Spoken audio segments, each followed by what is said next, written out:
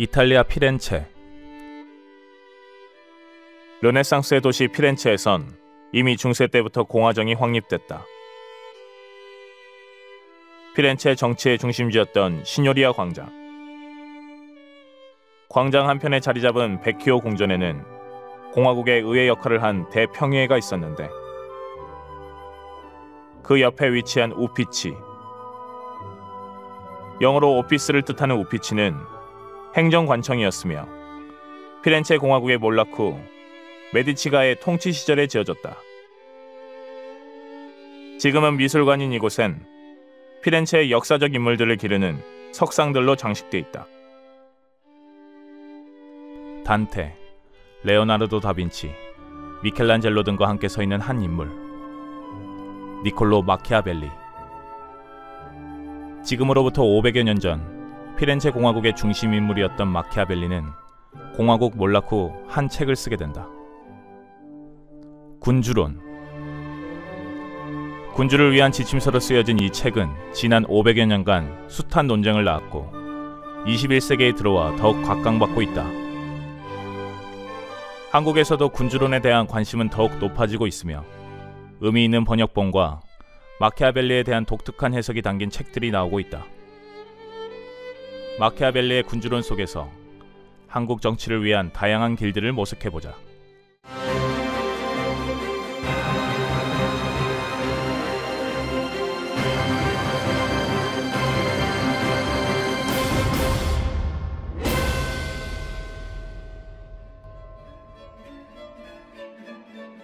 마키아벨리가 살았던 14세기 말 15세기 초 이탈리아는 수많은 도시 국가들과 교황령, 왕국들로 분열돼 있었다. 통일되지 않은 국가는 프랑스, 스페인 등 강력한 외세 침입의 무방비 상태였는데, 마키아벨리는 위기에 처한 이탈리아를 구원할 강력한 군주의 출현을 고대하며 군주론을 썼다. 군주론은 크게 네 부분으로 나뉜다. 첫 번째 부분은 군주국의 종류, 두 번째 부분은 군대의 종류, 세 번째 부분은 군주는 어떤 식으로 행동해야 하는가, 네 번째 부분에선 인간의 운명과 자유의지, 이탈리아 해방에 대한 촉구를 담고 있다.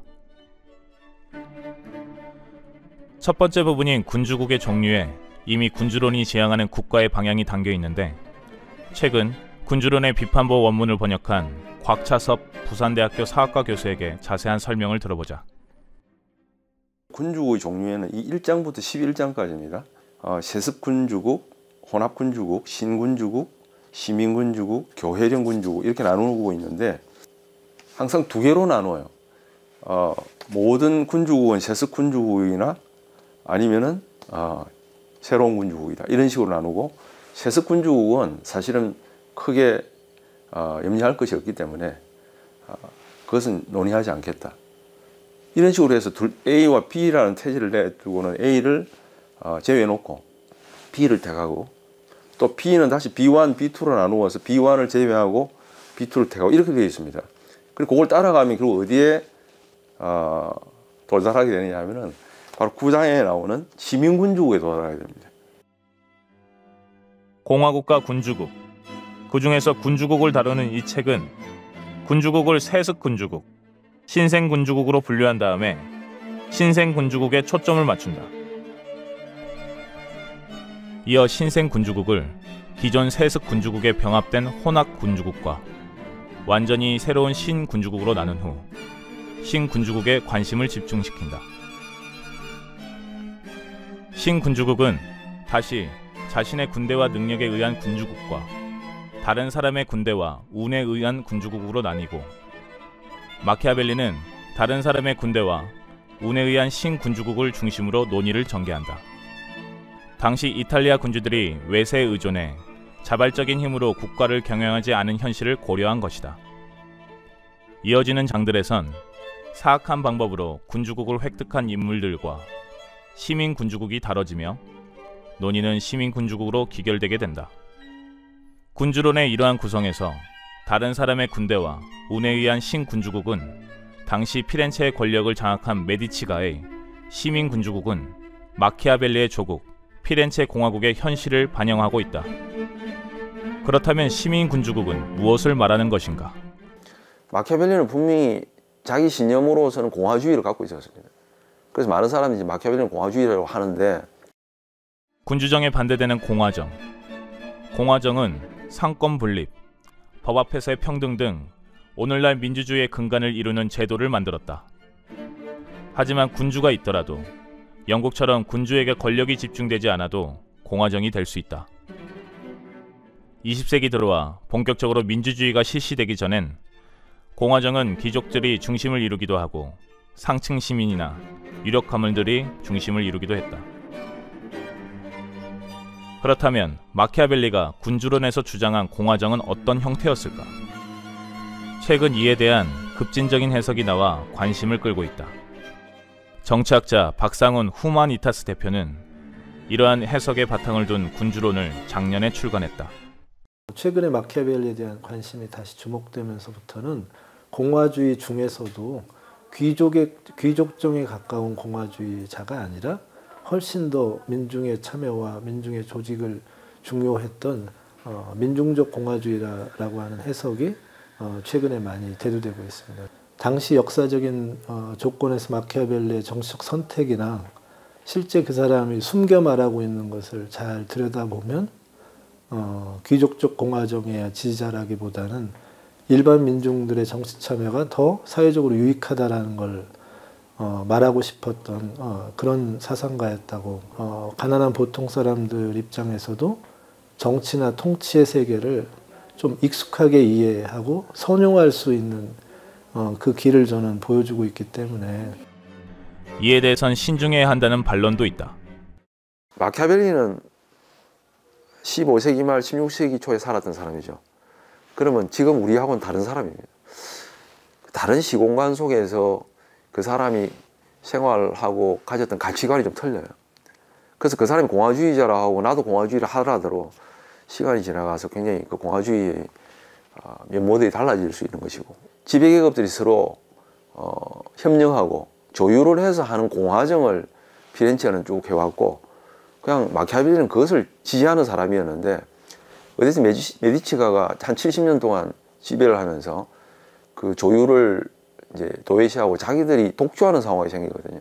절대 군주정으로 가서는 안 된다고 하는 오히려 경고 정도로 봐야죠. 민중적 공화주의자. 사회 엘리트 간 협력을 중시한 현실적 공화주의자 등 마키아벨리 군주론에 관해선 다양한 해석들이 나오고 있다. 이런 해석의 차이는 군주론에 나오는 용어에 접근하는 방식에서도 드러난다. 마키아벨리는 시민 군주국을 이끌 신군주가 국가를 경영하며 맞닥뜨리는 위기와 이를 극복하기 위한 능력을 말하면서 여러 용어들을 쓴다. 그 중에서 대표적인 것들이 비르투, 포르투나, 네체시타이다. 운명의 여신을 극복하는 능력, 비르투. 번역을 하자면 비르투는 저는 이제 덕이라고 번역했고요. 그다음에 포르투나는 운, 그다음에 네체시타는 필요 혹은 필요성이라고 번역할 수 있겠습니다. 비르투라는 것은 우리가 말하는 윤리적인 덕이 아니고요. 굉장히 어떤 힘에 가까운 겁니다. 어떤 능력, 역량.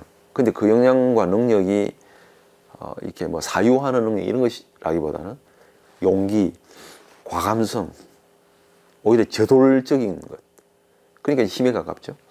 근데 이걸 왜 덕이라고 번역하냐면 지금까지 한 번도 덕이라고 번역한 적이 없습니다. 한국에서. 그건 왜냐하면 이제 많은 부분이 좀 탈윤리적으로 보인다는 거죠. 그 개념이. 그런데 이제 이게 우리가 주로 공자의 덕을 생각해서 그래요. 우리나라는 주로 이제 덕이라고 하면 다 공자, 맹자를 생각하는데요. 그 공맹의 덕은 이미 이제 윤리화된 덕이죠. 하지만 그 앞에 혹은 그 동시대 노자, 장자, 그 앞에 있는 주역 이런 쪽 원래 덕이라는 게 원래 파생을 했을 때 그 자체가 하나 사물을 이렇게 존재하게 하는 힘입니다. 그냥 중립적인 힘이었는데 그것을 공맹사상에서는 그 인간 세상에 이렇게 접목을 시키면서 윤리화한 거죠. 이게 재미있는 것은 서양도 똑같다는 거예요.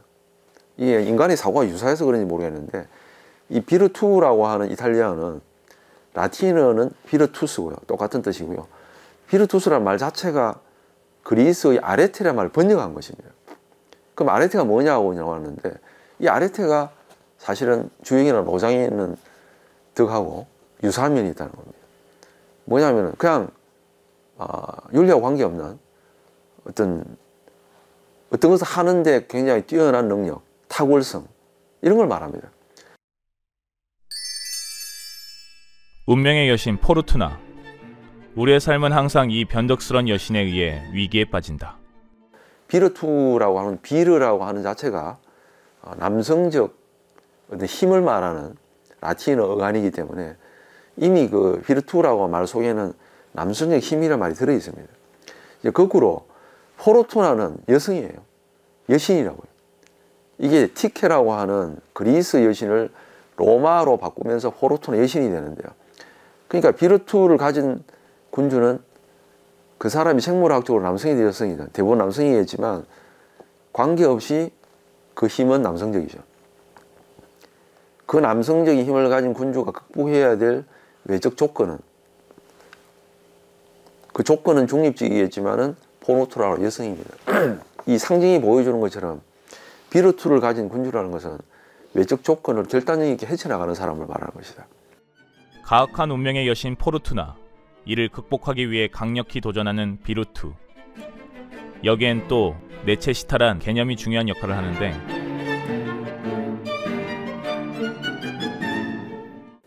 근데 이 두 개만 가지고는 부족하고요. 네체시타는 왜 필요하냐면은 그러한 관념적인 세계 속에서도 행동하는 것은 결국은 필요성에 의해서 행동하는데 필요할 때 그렇게 행동하라는 거죠. 이것이 굉장히 중요한데 많은 사람들이 마키아벨리를 이용할 때 무조건 신의를 어기도 된다. 마음대로. 그런 뜻이 아닙니다. 굉장히 뭔가 필요성이 있을 때 그렇게 할 수밖에 없다는 거죠. 그 말이 모두 그 상황이 필요한 상황이라는 걸 말하고 필요한 상황이라고 판단될 때는 바로 비르투를 발휘해야 된다. 그리고 때로는 탈윤리 혹은 반윤리가 될 수밖에 없다. 그렇게 이제 마키아벨리 이야기하는 거죠. 이런 면을 잘 주의를 해서 봐야지. 그렇지 않고 무조건 마키아벨리는 자기 마음대로 한다. 자기 이익에 의해서 마음대로 한다고 생각하면 굉장히 잘못된 생각이다. 한편 이들 단어들 외에 프루덴차에 주목하는 학자도 있다. 박상훈 대표는 비르투만큼이나 프루덴차의 중요성을 강조한다.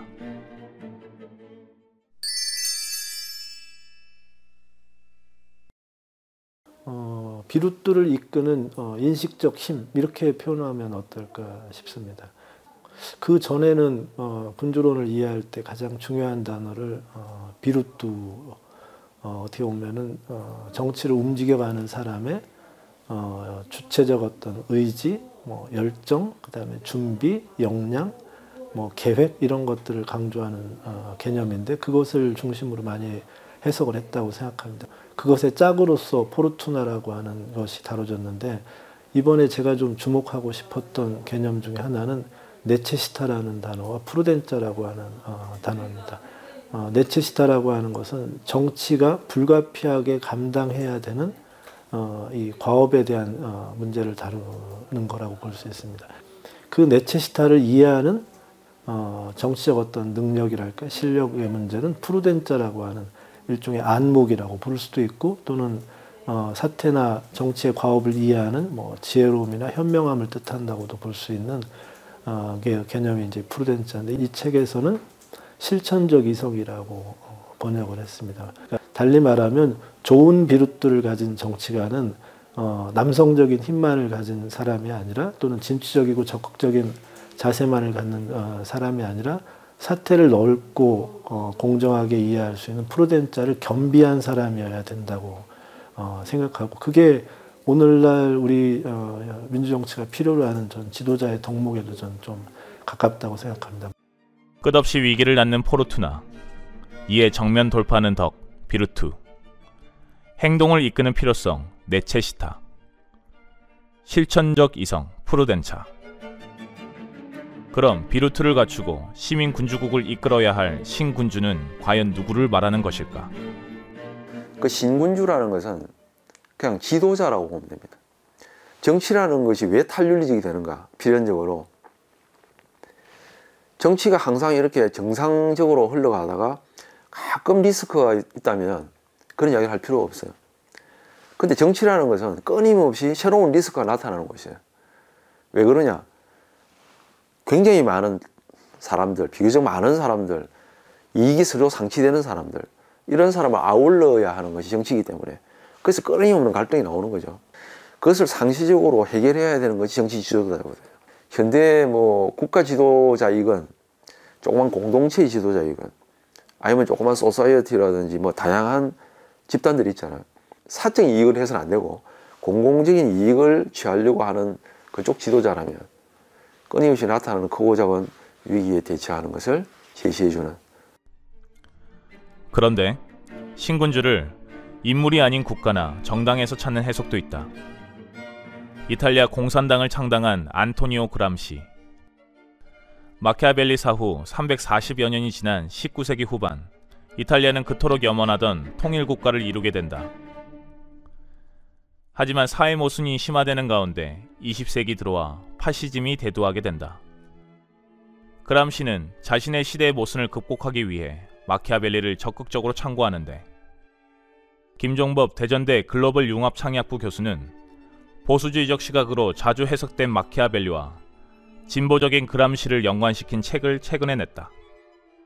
그람시라고 하는 사람이 그런 자신의 자신이 조국이 처하고 있는 정치적 환경들 이런 것들을 고민하다가 이 사람이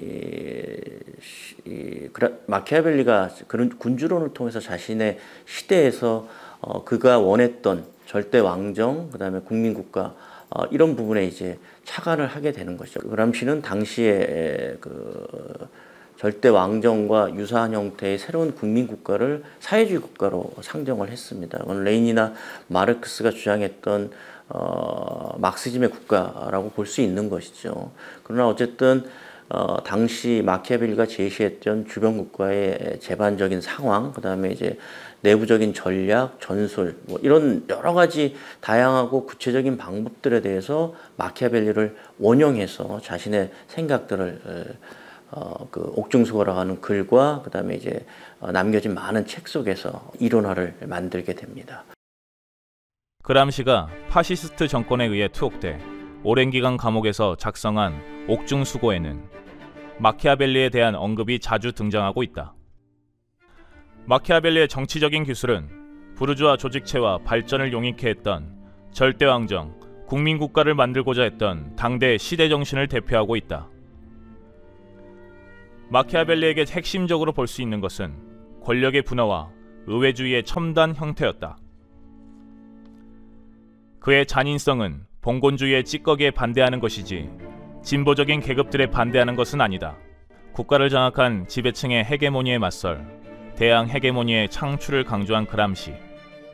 그는 마키아벨리 사상에 영향받아 현대군주라는 개념을 만든다. 그 이탈리아 공산당의 창당이 그람시가 추구하고자 했던 새로운 군주, 현대군주의 어떤 첫 시발점이고, 그걸 통해서 보다 통합적이고 강력한 새로운 새로운 국가를 창설하고 싶었던 것이고, 그 현대군주는 그러한 국가의 토대가 되는 전위정당의 의미를 갖고 있다고 볼 수 있겠습니다. 마키아벨리에 대한 다양한 해석들. 그렇다면 군주론을 통해 한국 정치는 무엇을 배워야 할까? 김종법 교수는 야당이 국가의 미래에 대해 보다 거시적인 관점을 가져야 한다고 말한다. 1987년 이후 한국 민주화가 됐다. 그러나 그 민주화라고 하는 것은 사실은 제도적으로 봤을 때는 외형적인 측면의 민주화이지 실질적인 측면의 민주화라고 보기는 되게 어려운 측면이 있다는 거죠. 결국 그 청산되지 않은 과거, 그리고 한국 정치 문화가 갖고 있는 그런 어떤 약간 파시즘적인 속성, 이런 것들이 계속 부활이 된다고 봐야 되는 거죠.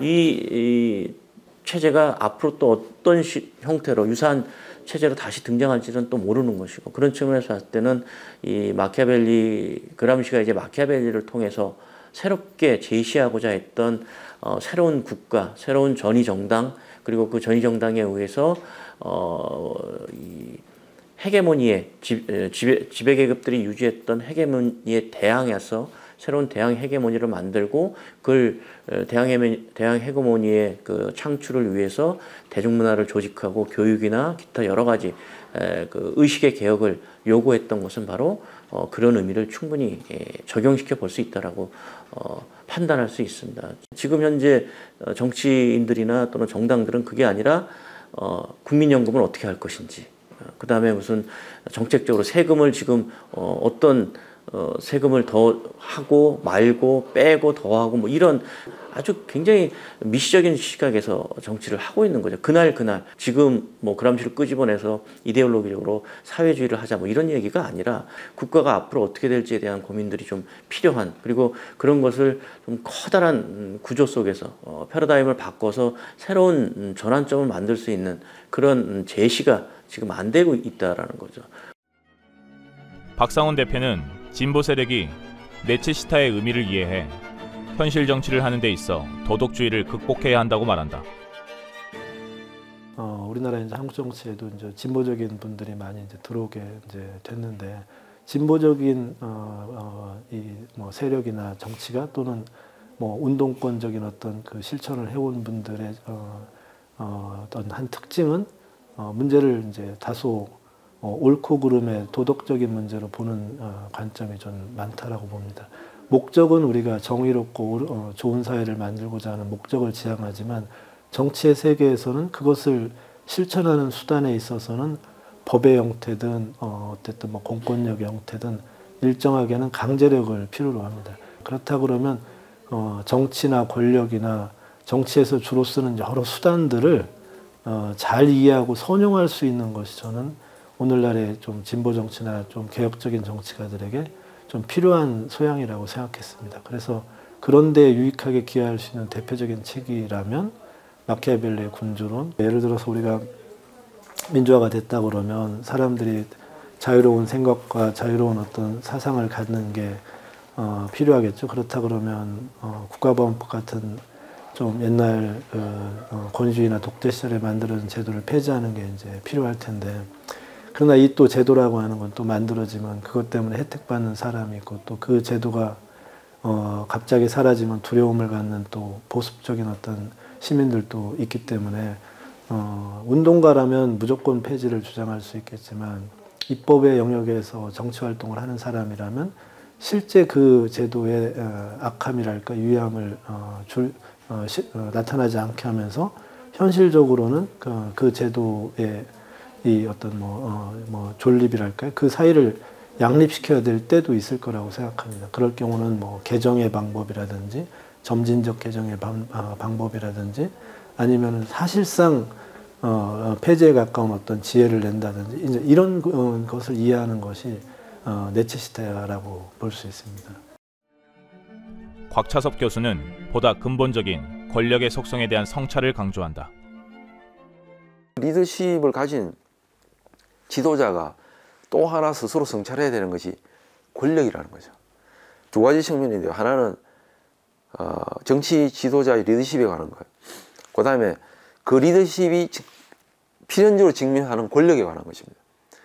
권력이 반드시 부패한다는 거죠. 내가 아무리 공익을 위해서 애를 써도 시간이 지나가면 나 자신이나 내가 만든 제도나 그것이 모두 부패하게 되어 있다는 겁니다. 그래서 마키아벨리는 사실 군주론에서는 부패 이야기를 많이 하고 있지 않지만 아까 시민군주적 이야기를 했잖아요. 마키아벨리로 봐서는 시민군주적인 절대군주로 변하는 것, 피렌체 같은 곳에서 그것이 바로 부패라고 보는 겁니다. 또 리비우스 농고 같은 데서 원래 공화국을 다루고 있는 곳에서는 그거는 공화국의 원래 그 원리와 제도가 이제 상실되고 섹트들이 파당들이 자기 이익을 추구하기 시작하고 공익은 내팽개치고 그런 것을 부패라고 봅니다. 뇌물을 개인적으로 주고받는 이것만이 부패는 아니고 그거는 말단적인 부패일 뿐이고요. 총체적으로 원리가 상실된 곳은 모두 부패라고 보는데, 그래서 정치판이라는 것은 끊임없이 리스크가 나타나면서 동시에 부패되고 있는 것이거든요. 그래서 정치 지도자는 두 가지 덕목이 필요한데, 하나는 그 리스크를 끊임없이 극복하는 힘, 이건 이제 비르투라고 볼 수 있고, 또 하나는 비르투만 가지고 되는 것이 아니라 자기 자신도 끊임없이 시간이 지나감에 따라서 부패하고 있다는 것. 부패하기 마련이라는 것을 사실 성찰해야 된다는 겁니다. 이 두 개가 굉장히 중요하다고 볼 수 있습니다. 이게 군주론을 제가 봤을 때 군주론이 가지고 있는 굉장히 내면적인 메시지가 아닌가 그런 생각을 합니다. 군주와 정치 체제 및 용어들에 대한 다양한 해석들은 독자들을 혼란스럽게 하기도 하지만 그만큼 군주론의 텍스트가 지닌 풍성함을 잘 보여주고 있다. 이러한 풍성함은 현실 정치의 문제를 극복하는 데 필요한 다양한 관점들을 제시하고 있다. 아직도 진정한 공화정과 민주주의의 가치를 실현하지 못하는 한국 정치. 한국 정치와 진보 세력이 군주론에서 우리 사회의 모순을 극복할 새로운 가능성을 찾기를 기대해 본다.